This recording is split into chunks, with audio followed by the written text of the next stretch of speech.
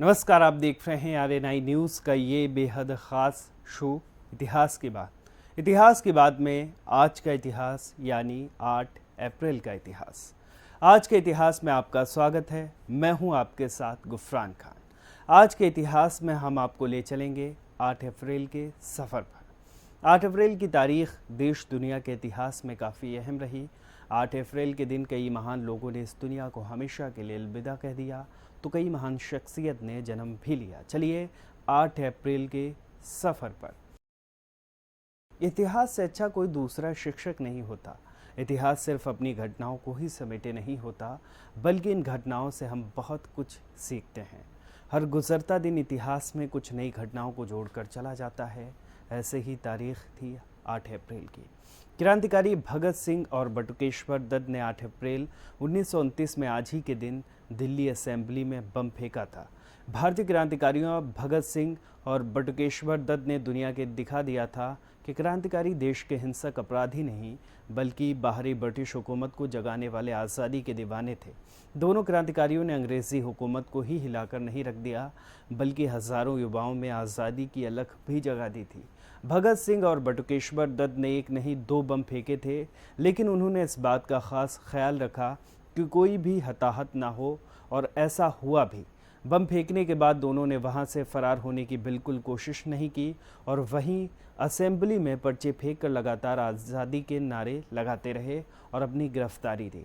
अंग्रेज़ सरकार दिल्ली की असेंबली में पब्लिक सेफ्टी बिल और ट्रेड डिस्प्यूट बिल जैसे दमनकारी कानून को पास कराकर लागू कराने की तैयारी में थी। ट्रेड डिस्प्यूट बिल पास किया जा चुका था, जिसमें मजदूरों द्वारा की जाने वाली हर तरह की हड़ताल पर पाबंदी लगा दी गई थी।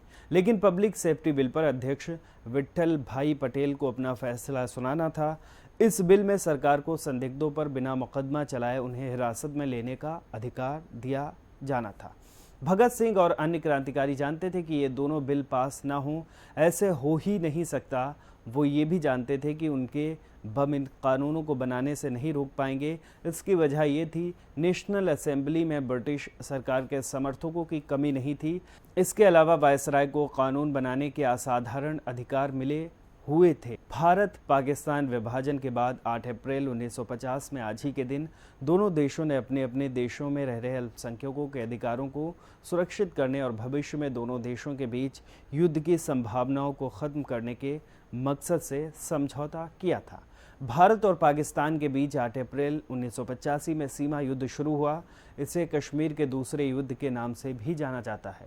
8 अप्रैल को जन्मे व्यक्तियों का इतिहास। 8 अप्रैल को कई ऐसे महान लोग जन्मे जिन्होंने दुनिया में आकर बड़ा नाम किया, बड़ा काम किया। इतिहासकार हेमचंद्र राय चौधरी का 8 अप्रैल 1892 में जन्म हुआ था। संयुक्त राष्ट्र के 7वें महासचिव कोफी अन्नान का 8 अप्रैल 1938 में जन्म हुआ था। 8 अप्रैल को किन किन व्यक्तियों का निधन हुआ था? 8 अप्रैल को कई महान लोगों ने इस दुनिया को हमेशा के लिए अलविदा कह दिया था। प्रथम भारतीय स्वतंत्रता संग्राम 1857 के विद्रोह सिपाही मंगल पांडे को 8 अप्रैल 1857 को फांसी दी गई थी।